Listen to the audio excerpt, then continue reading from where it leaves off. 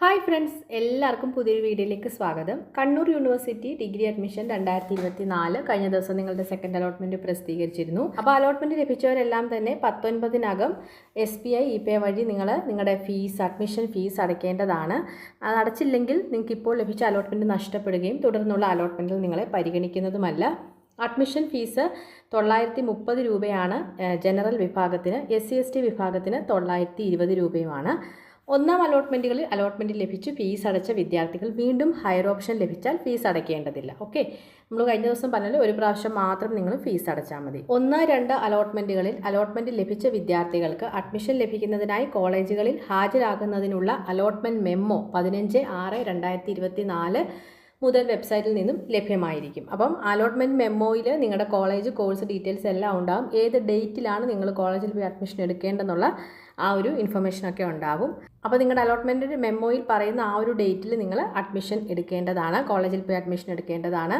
ഏതെങ്കിലും കാരണവശാൽ നിങ്ങൾക്ക് ആ പറയുന്ന ഡേറ്റിൽ അഡ്മിഷൻ എടുക്കാൻ സാധിക്കുന്നില്ലെങ്കിൽ നിങ്ങൾ ആ ഒരു കോളേജിലെ പ്രിൻസിപ്പളുമായി കോൺടാക്റ്റ് ചെയ്യുക. കോളേജുകളിൽ പ്രവേശനം നേടുന്ന എല്ലാ വിദ്യാർത്ഥികൾക്കും അപാർ ID നിർബന്ധമായും ഉണ്ടായിരിക്കേണ്ടതാണ്. നിലവിൽ അപാർ ID ഇല്ലാത്ത വിദ്യാർത്ഥികൾ www.abc.gov.in എന്ന വെബ്സൈറ്റിൽ നിങ്ങൾ കയറിയിട്ട് അപാർ ID ജനറേറ്റ് ചെയ്യേണ്ടതാണ്. അപ്പോൾ എങ്ങനെയാണ് ജനറേറ്റ് ചെയ്യേണ്ടതെന്നുള്ളതൊക്കെ ഒരുപാട് പേര് നമ്മുടെ യൂട്യൂബിൽ തന്നെ വീഡിയോസ് ഇട്ടിട്ടുണ്ട്. അപ്പോൾ നിങ്ങളത് ജസ്റ്റ് ഒന്ന് കണ്ടു നോക്കുക. കണ്ടതിന് ശേഷം നിങ്ങളത് ജനറേറ്റ് ചെയ്യുക. ഓക്കെ, ഇനി നിങ്ങൾ കോളേജിൽ അഡ്മിഷന് പോകുമ്പോൾ കൊണ്ടുപോകേണ്ട ഡോക്യുമെൻറ്റ്സ് ആണ് പറയുന്നത്. ഫസ്റ്റ് അലോട്ട്മെൻറ്റ് മെമ്മോയാണ്, അത് വേണം. പിന്നെ ഓൺലൈൻ അപേക്ഷയുടെ പ്രിൻ്റ് ഔട്ട്, പിന്നെ രജിസ്ട്രേഷൻ ഫീസ്, ഇപ്പം നിങ്ങൾ അടച്ച യൂണിവേഴ്സിറ്റി ഫീസിൻ്റെയൊക്കെ റെസിപ്റ്റ്. ഓക്കെ, പിന്നെ യോഗ്യതാ പരീക്ഷയുടെ അസൽ മാർക്ക് ലിസ്റ്റ്, +2 മാർക്ക് ലിസ്റ്റ്, ജനനത്തീയതി തെളിയിക്കുന്നതിനുള്ള നിങ്ങളുടെ SSLC സർട്ടിഫിക്കറ്റ് മതി. പിന്നെ TC transfer certificate, course and contact certificate, പിന്നെ നിങ്ങൾ റിസർവേഷൻ സർട്ടിഫിക്കറ്റുകൾ. ഓക്കെ, SC/ST ആണെങ്കിൽ കാസ്റ്റ് അല്ലെങ്കിൽ കമ്മ്യൂണിറ്റി സർട്ടിഫിക്കറ്റ് ആണ്. EWS ആണെങ്കിൽ ആ ഒരു EWS സർട്ടിഫിക്കറ്റ്, SCBC ആണെങ്കിൽ നോൺ ക്രീമിലിയർ സർട്ടിഫിക്കറ്റ് ആണ്. പിന്നെ ഗ്രേസ് മാർക്ക് ഒക്കെ ഉണ്ടെങ്കിൽ അതിൻ്റെ സർട്ടിഫിക്കറ്റുകൾ, അതായത് NCC NSS അങ്ങനെയുള്ള ഗ്രേസ് മാർക്ക് ഒക്കെ ലഭിക്കുന്നവർക്ക് ആ ഒരു സർട്ടിഫിക്കറ്റ്. പിന്നെ HSC VHSC THSC CBSE CICE Kerala +2 തുല്യ പരീക്ഷ എന്നിവ ഒഴികെ മറ്റു ബോർഡുകളിൽ നിന്നും യോഗ്യതാ പരീക്ഷ പാസ്സായവർക്ക് കണ്ണൂർ സർവകലാശാലയിൽ നിന്നും റെക്കഗ്നേഷൻ സർട്ടിഫിക്കറ്റ് ഹാജരാക്കേണ്ടതാണ്. നേറ്റിവിറ്റി തെളിയിക്കുന്നതിന് ആവശ്യമായ ഏതെങ്കിലും രേഖ, ഇപ്പോൾ നേറ്റിവിറ്റി തെളിയിക്കുന്നത് നിങ്ങളുടെ SSLC സർട്ടിഫിക്കറ്റിൽ നിങ്ങളുടെ നേറ്റിവിറ്റി ഉണ്ട്, കേരളീയൻ ആണെന്നുണ്ടെങ്കിൽ അത് മതിയാവും. പിന്നെ അപേക്ഷയിൽ കൊടുത്തിരിക്കുന്ന മറ്റ് ആനുകൂല്യങ്ങൾ തെളിയിക്കുന്നതിനുള്ള സർട്ടിഫിക്കറ്റ്, മറ്റെന്തെങ്കിലും ആനുകൂല്യങ്ങൾ നിങ്ങളുടെ ആപ്ലിക്കേഷനിൽ കൊടുത്തിട്ടുണ്ടെങ്കിൽ ആ സർട്ടിഫിക്കറ്റുകൾ. അപ്പോൾ ഇതിൻ്റെ എല്ലാം ഒറിജിനലാണ് നിങ്ങൾ അഡ്മിഷന് പോകുമ്പോൾ കൊണ്ടുപോകേണ്ടത്. ആ ഒരു കാര്യം കൂടെ ശ്രദ്ധിക്കുക.